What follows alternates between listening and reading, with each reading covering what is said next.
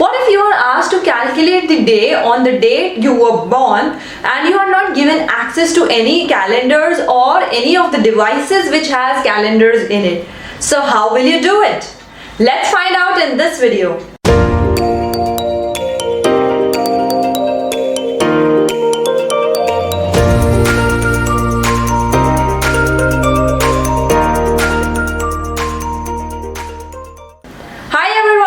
Megha and welcome to UGC NET with Megha. In this video, I am going to take up the topic calendars under the unit mathematical reasoning, and from this unit there is only one type of question under calendars which is frequently asked in the exams by UGC. So alternatively, generally you'll find this question in the exam. So before we actually jump into the calculation part, there are a few points that you need to keep in mind.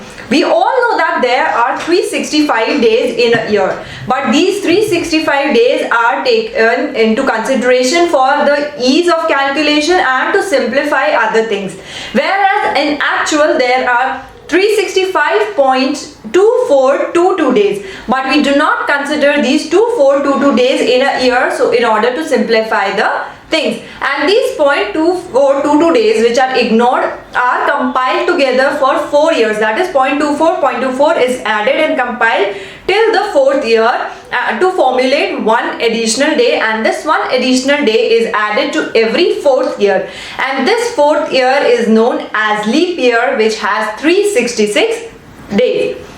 Now if you have to check that whether the given year in the question is a leap year or not, you have to divide the given year by 4. If it is fully divisible, that is you get the remainder as 0, then it is a leap year, otherwise not. But if you are given a leap century, for example 2000 as the year, then you need to divide it by 400, and if it is fully divisible by 400, then that century year would be called as leap century, otherwise not.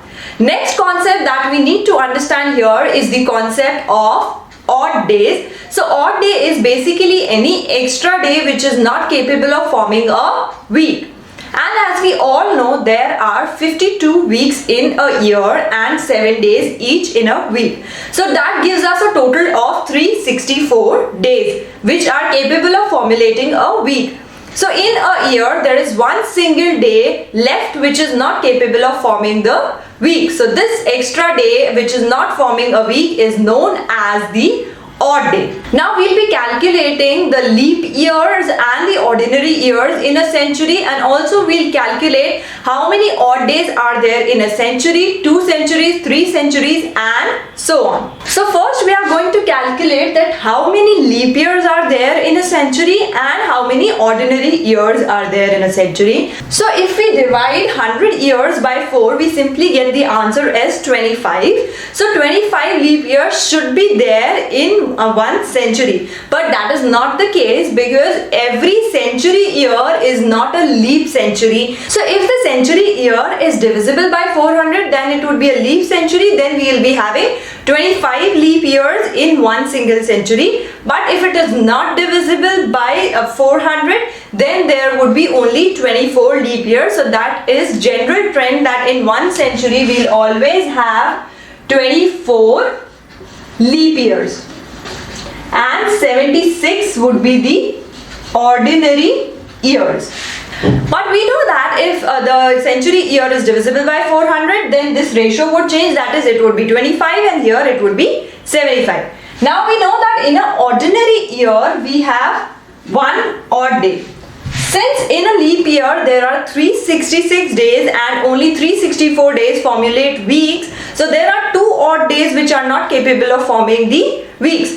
So that would be the odd days for leap years. So now the sum total of these odd days would give us the total number of odd days in a century. So 24 into 2 is 48, 48 plus 76 into 1, 76. So that gives us 124 odd days. Now out of these 124 odd days also we can formulate certain weeks, and in order to find out how many weeks can be formed and how many odd days will ultimately be left, we will be dividing this by 7. So 7 ones are 7, We are left with 5, so we bring down 4. 7 sevens are 49. So 49 we'll subtract from here. So ultimate answer would be 5.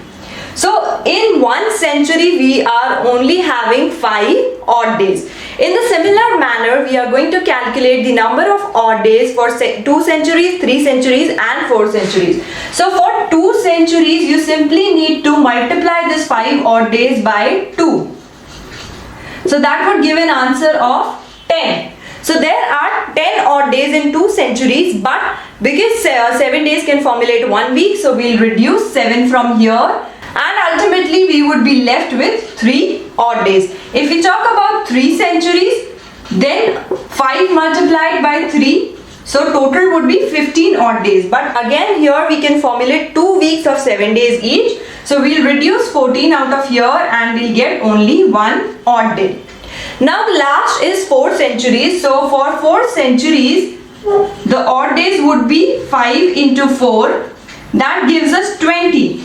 But for 4 centuries we would be having a century leap year also. So there would be 1 more extra odd day. That is, the case would change to 25 leap years and 75 ordinary years. So therefore we would be having 1 extra odd day. That would give us a total of 21 odd days. And these 21 odd days are all capable of making weeks of 7 days each. That is total 3 weeks. So there would be no odd days in 4 centuries. So the next thing that you need to keep in mind after you have calculated the number of odd days for the given date in the question, you just have to see that for the given number of odd days, what is the corresponding day. For example, if there is 0 odd day, then the day would be Sunday. If there is 1 odd day, then the day would be Monday. If there are 2 odd days, then the day would be Tuesday. There are 3 odd days, day would be Wednesday. There are 4 odd days, day would be Thursday. There are 5 odd days, day would be Friday. And if there are 6 odd days, then the day would be Saturday. So now we are going to understand this entire concept with the help of an example. So let's take an example, 7th March 2076. I am taking a future date for the better understanding.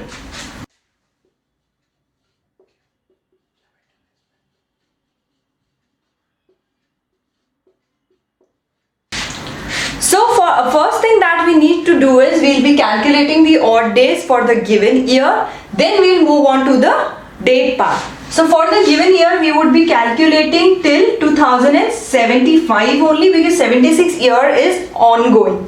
We'll break this 2075 into parts in order to simplify our calculation. So out of this 2075, we'll take 2000 out because it is multiple of 400. Thus, it would have 0 odd days. So we'll take 2000 separately. And since it is multiple, so there would be 0 odd days. Now we are left with only 75 years for which we have to do the calculation. So we'll divide this 75 by 4. So 1s are 4 and 35, so 8s are 32. So now with this calculation, we know that there would be 18 leap years in these 75 years. And when we reduce this 18 from 75, then there would be 57 ordinary years. Now we already know that in ordinary years there is 1 odd day and there are 2 odd days. So we'll be multiplying it respectively 2 and 1. So this would give us 36 and this would give us 57. So there would be total 93 odd days. Now we are going to divide this 93 by 7 in order to check how many more weeks can be formed. So 7 ones are 7, 23. So that would be 3s are 21. So we are left with 2 odd days. So basically in 75 years there are only 2 odd days. Now we are going to do the calculation for this month, that is 7th of March. Now before 7th of March there would be January and February 2 months. So in January, since there are 31 days and 28 days can form 4 weeks. So we'll reduce 28 out of 31. So we are left with 3 odd days. So those would be 3 odd days of January. So next month that we'll be considering is February. February ordinarily has 28 days. But since in our question we have a leap year, so February would be having 29 days. So there would be 1 odd day which will not be able to form any week. So there would be 1 odd day of February. And since there are only 7 days of March and these 7 days are capable of forming one single week, so there would be no odd days in the month of March. So we would be writing 0. So 3 plus 1, 4. 4 plus 2 is 6. So there would be 6 odd days in total, and for 6 odd days from the table that we understood, the day would be Saturday. So that was all about the calculation for calendar topic, and this is the only type of question that has been asked in the exams.